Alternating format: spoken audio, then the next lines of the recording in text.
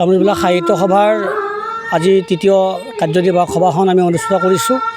মদতলা সতৰল সাদৰী সাহিত্য সভা আৰু কুমাৰপাৰা চুবুৰী আৰু শ্ৰী শ্ৰী ৰাধাকৃষ্ণ মন্দিৰৰ আতিথ্যত আজি এটি সুন্দৰ পৰিৱেশ, এটি সেউজীয়া পৰিৱেশৰ মাজত প্ৰকৃতিৰ নিজম কলাত আমি সুন্দৰভাৱে এই কামৰূপ সাহিত্য সভাৰ কাৰ্যনিৰ্বাহক সভাখন অনুষ্ঠিত কৰিছোঁ।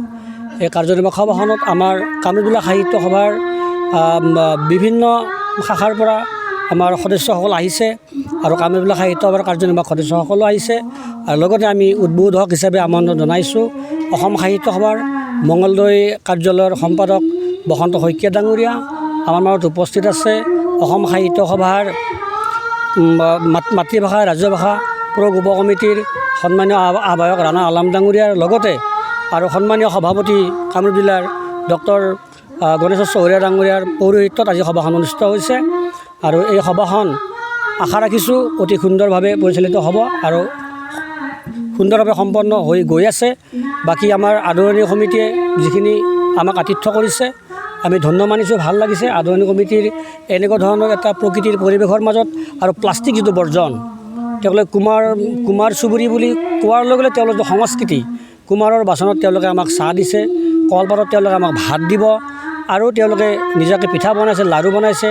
অতি সুন্দৰ আতিথ্যৰে আমাক তেওঁলোকে আপ্যায়ন কৰিছে। আমি ভাল লাগিছে যে আজিৰ এই প্ৰদূষণযুক্ত পৃথিৱীখনত প্ৰদূষণমুক্ত এটা যিটো মেছেজ, এই মেছেজটো কঢ়িয়াই ল'বৰ বাবে আমি তেওঁলোকক ধন্যবাদ জনাইছোঁ। হয়, আমাৰ কামৰূপ জিলা সাহিত্য সভাৰ আচলতে এইখন কাৰ্যনিৰ্বাহক সভা আছিল যদিও আমি এই শাখাটোৰ মদাৰতলা যি আমাৰ সাহিত্য শাখা আছে এইটোৰো অধিৱেশন আছিল। ইয়াৰে লগত সংগতি ৰাখি আমি আজি সমবেত হ'লোঁ। আৰু যিহেতু আমাৰ মধ্যকালীন অধিৱেশনখন ২৭ আৰু ২৮ এই ডিচেম্বৰ তাৰিখে ডিমুত অনুষ্ঠিত হ'ব, গতিকে তাৰ প্ৰাক প্ৰস্তুতি সম্পৰ্কে আলোচনা কৰাৰ কাৰণে এইখন সভা আমাৰ কাৰ্যনিৰ্বাহক সভা তথা আমাৰ এই শাখাৰ অধিৱেশন অনুষ্ঠিত কৰা হৈছিল। ৰাতিপুৱাৰ পৰা দিনজোৰা কাৰ্যসূচী আছিল।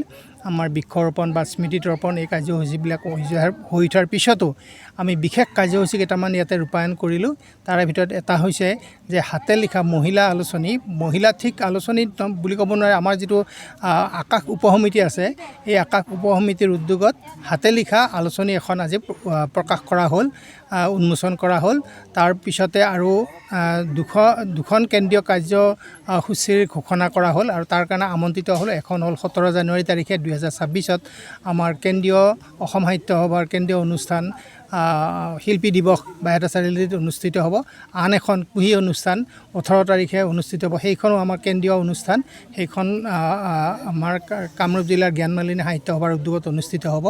এইখিনি কথা আলোচনা কৰিল আৰু বিশেষত আমাৰ যিটো ২৭-২৮ তাৰিখে অধিৱেশন আছে, বাৰ্ষিক অধিৱেশন, সেই সম্পৰ্কতেই আলোচনা কৰা হ'ল আৰু সাংগঠনিক কথা কিছুমানো আমি ইয়াতে আলোচনা কৰিলোঁ।